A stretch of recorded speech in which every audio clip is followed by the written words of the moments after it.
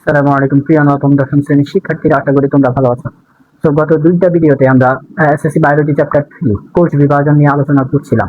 তো আজকে আমাদের 3 নম্বর ভিডিও। এই ভিডিওতে আমরা মেটাফেজ, অ্যানাফেজ এবং টেলোফেজ এই ধাপগুলো শেষ করব। তোমরা জানো গত ভিডিওতে আমরা প্রোমেটাফেজ আর প্রোফেজ পর্যন্ত শেষ করেছিলাম। তো খেয়াল করো, আমি এখানে একটা চিত্র এঁকে রাখছি। এটা হলো মেটাফেজের চিত্র। কিসের চিত্র?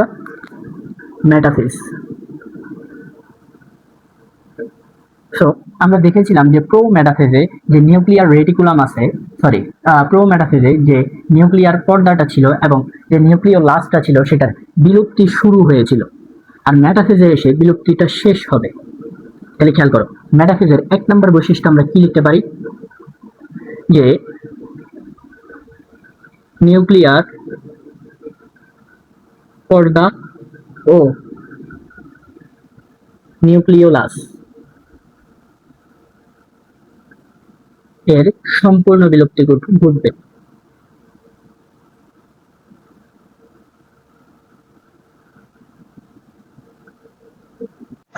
এই কারণে আমি নিউক্লিয়ার পর্দা আর নিউক্লিওলাস দুইটার একটাও দেই নাই। কেন? কারণ অলরেডি বিলুপ্তি ঘটে গেছে। তারপরে নাম্বার 2 এ আসো। খেয়াল করো, এইটা যদি স্পিন্ডল যন্ত্রের উত্তর মেরু হয় আর এটা যদি দক্ষিণ মেরু হয়, তাহলে আমরা বলছিলাম মাঝখানটা হলো বিষুবীয় অঞ্চল, রাইট? সো এই বিষুবীয় অঞ্চলে যে ক্রোমোজোম গুলো আছে, খেয়াল করো, এই বিষুবীয় অঞ্চলে ক্রোমোজোম গুলো এসে বিন্যস্ত হবে।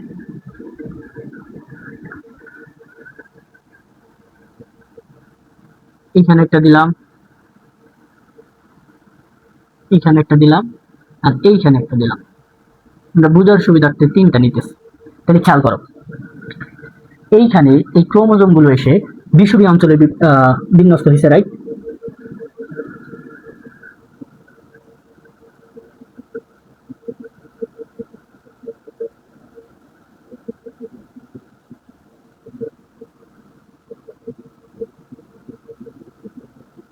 খেয়াল করো, এই বিষুবীয় অঞ্চলটা মানে কি? এই স্পিন্ডল যন্ত্রের মাঝখান না? স্পিন্ডল যন্ত্রের মাঝখান। এই কারণে এই ক্রোমোজোম গুলো স্পিন্ডল যন্ত্রের মাঝখানে এসে অবস্থান করে বিদায় এটাকে মেটাফেজ বা মধ্য ধাপ বলা হয়। আমরা বলেছিলাম যে মেটা মানে মধ্য আর ফেজ মানে ধাপ। তার মানে কেন এটার মধ্য ধাপ বলা হয়? বিকজ ক্রোমোজোম গুলো বিষুবীয় অঞ্চলে বা মাঝখানে এসে বিন্যস্ত হয়, এই কারণে। তারপরে নাম্বার 3, খেয়াল করো, নাম্বার 3, এইখানে ক্রোমোজোম গুলো সবচেয়ে বেশি খাটো ও মোটা হয়। খেয়াল করো, এইখানে ক্রোমোজোম গুলো কি হয়? সবচেয়ে বেশি খাটো ও মোটা হয়।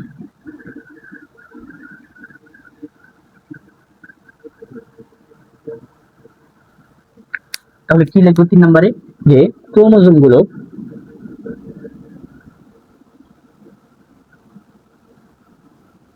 সবচেয়ে বেশি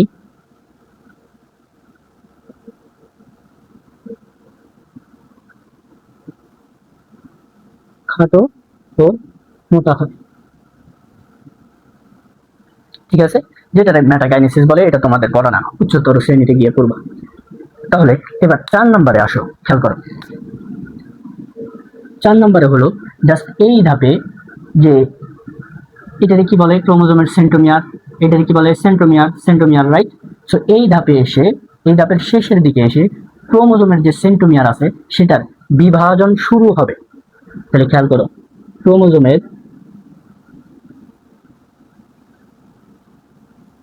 সেন্ট্রোমিয়ারের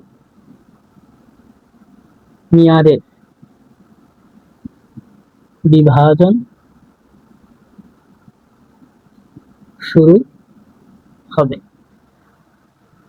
তাহলে মেটাফেজে কয়টা বৈশিষ্ট্য লিখলেই হবে? 4টা বৈশিষ্ট্য লিখলেই হবে। 1 নম্বরে আবার রিক্যাপ করতেছি, খেয়াল করো। 1 নম্বর হলো নিউক্লিয়ার পর্দা ও নিউক্লিওলাসের সম্পূর্ণ বিলুপ্তি ঘটবে, আর বিলুপ্তিটা শুরু হবে প্রোমেটাফেজে, শেষ হবে এসে মেটাফেজে। নাম্বার 2, ক্রোমোজোম কোথায়? বিষুবীয় অঞ্চলে। ক্রোমোজোম বিষুবীয় অঞ্চলে এসে বিন্যস্ত হয়।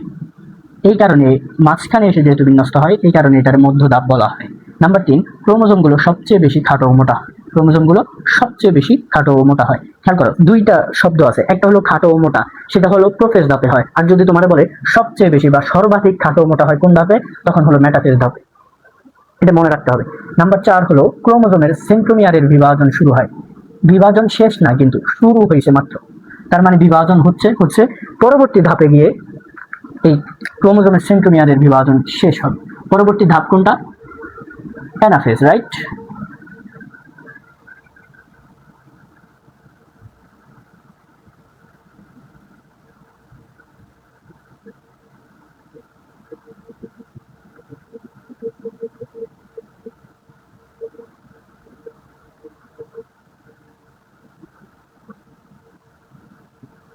তো খেয়াল করো পরবর্তী ধাপ, যদিও চিত্রটা একটু এলোমেলো হয়েছে তারপরেও তোমরা সুন্দর করে আঁকানোর চেষ্টা করো। তো খেয়াল করো এই অ্যানাফেজ ধাপ, এটার কোন ধাপ বলবো?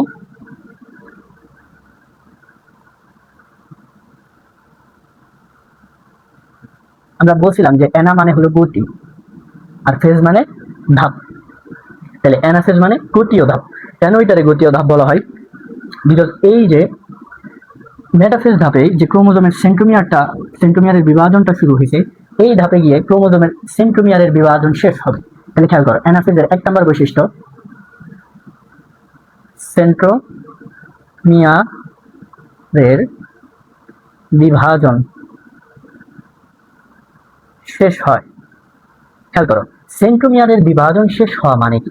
সেন্ট্রোমিয়ারের বিভাজন শেষ হওয়া মানে দুইটা অপত্য ক্রোমোজোম সৃষ্টি হওয়া। খেয়াল করো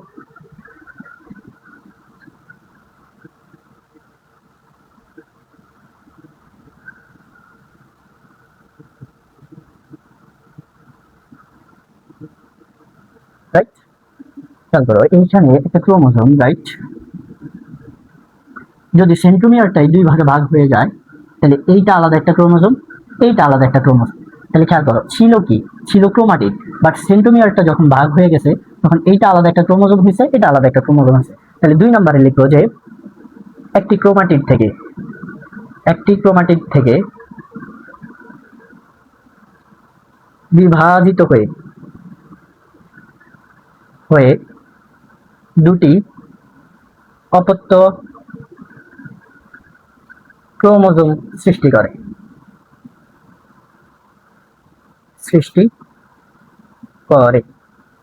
আচ্ছা তাহলে খেয়াল করো দুইটা অপত্য ক্রোমোজোম সৃষ্টি করছে। খেয়াল করো মেটাফেজ ধাপে ছিল 3টা ক্রোমোজোম, এইখানে এসে হয়েছে 6টা ক্রোমোজোম, রাইট? এবার 3 নম্বর হলো এই যে খেয়াল করো এইটা মেরু অঞ্চল আর এইটা মেরু অঞ্চল। তাহলে এই ক্রোমোজোম গুলো এই মেরু অঞ্চলের দিকে আকর্ষিত হবে, এই ক্রোমোজোম গুলো এই মেরু অঞ্চলের দিকে আকর্ষিত হবে। আসলে আকর্ষিত হচ্ছে না, এইখানে যে স্পিন্ডল তন্তুগুলো আছে, খেয়াল করো এই স্পিন্ডল তন্তুগুলো আসলে আস্তে আস্তে আস্তে আস্তে সংকুচিত হয়ে যাচ্ছে। এই স্পিন্ডল তন্তুগুলো এই পাশে সংকুচিত হয়ে যাচ্ছে, ফলে এই স্পিন্ডল তন্তু যদি সংকুচিত হয়ে যায় তাহলে ক্রোমোজোমটা ওই এই পাশে চলে আসবে, এটা ওই পাশে চলে আসবে, রাইট? সো ক্রোমোজোম গুলো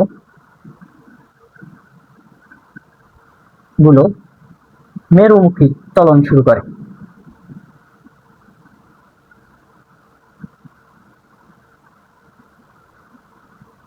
এইবার সবচেয়ে ইম্পর্টেন্ট, খেয়াল করো এই যে মেরুর দিকে ক্রোমোজোম গুলো যে গতিপ্রাপ্ত হয়েছে, খেয়াল করো মেরুর দিকে যে ক্রোমোজোম গুলো গতিপ্রাপ্ত হয়েছে, এই কারণে এটা বলা হয় অ্যানাফেজ বা গতি ধাপ।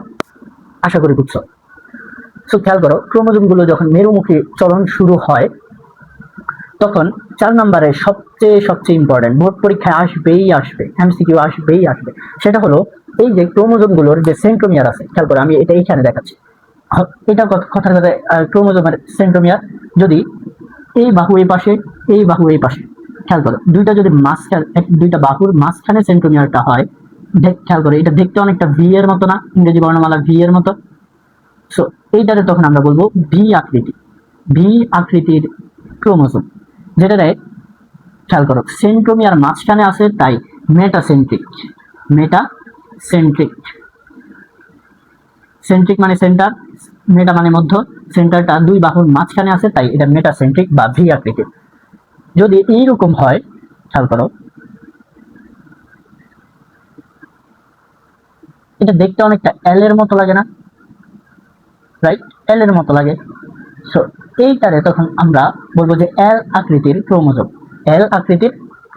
এন্ড এইটা খেয়াল করো মাঝখান থেকে একটু এই পাশে আসলেই কিন্তু এরকম হয়, বা মাঝখান থেকে এই পাশে আসলে একটু এরকম হয়। তাহলে মাঝখান থেকে একটু সরে গেছে, তাহলে সাব মেটাসেন্ট্রিক।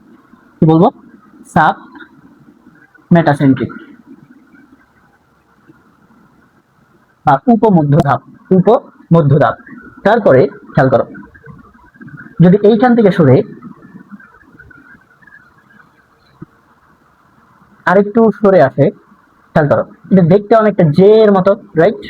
অনেকটা জে এর মতো। সো এইটারে আমরা বলবো তখন জে আকৃতির ক্রোমোজোম বা অ্যাক্রোসেন্ট্রিক।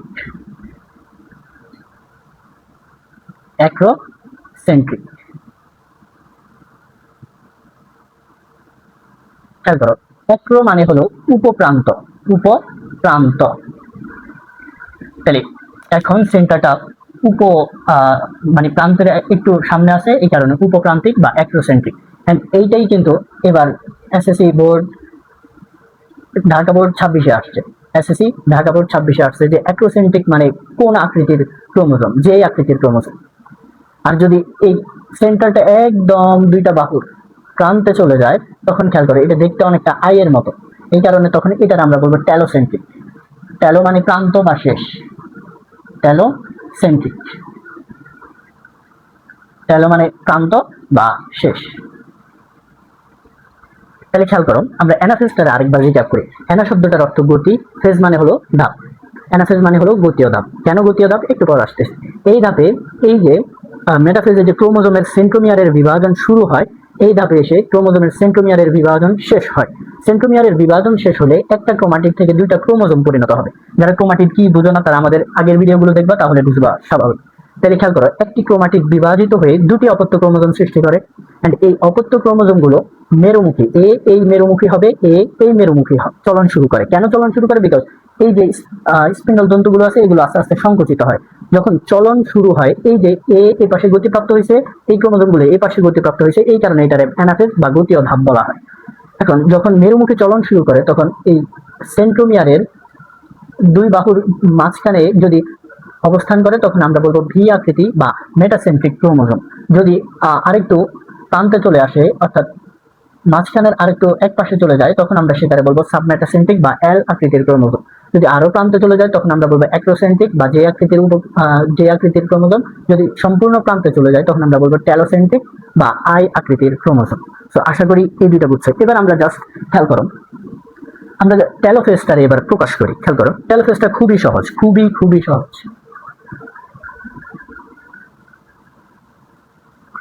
সো চিন্তা করো, এই ক্রোমোজোমটা এইখানে আসলো, এই ক্রোমোজোমটা এইখানে আসলো, এই ক্রোমোজোমটা এইখানে আসলো, এই ক্রোমোজোমটা এইখানে আসলো।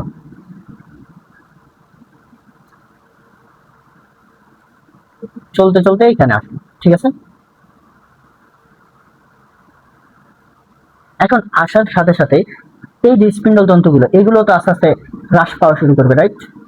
সো এইগুলো আস্তে আস্তে হ্রাস পাওয়া শুরু করবে।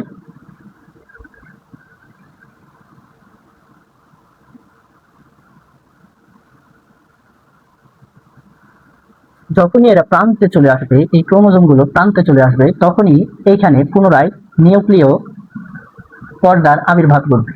এই প্রান্তে একটা নিউক্লিয় পর্দার আবির্ভাব ঘটবে, এই প্রান্তে একটা নিউক্লিয় পর্দার আবির্ভাব ঘটবে।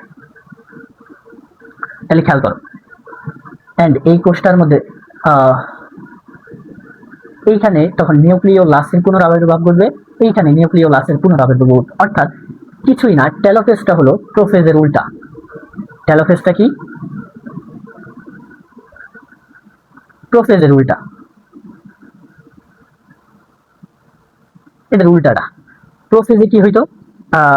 প্রোফেজে হইলো যে ক্রোমোজোম গুলো, সরি, ক্রোমাটিন তন্তুগুলো আস্তে আস্তে ক্রোমোজোমে পরিণত হয়েছে। আর এই টেলোফেজে এসে ক্রোমোজোম গুলো আস্তে আস্তে আবার ক্রোমাটিন তন্তুতে পরিণত হবে। তাহলে টেলোফেজের এক নাম্বার কি, যে স্পিন্ডল তন্তুগুলো আছে এই স্পিন্ডল তন্তুগুলো হ্রাস পাবে।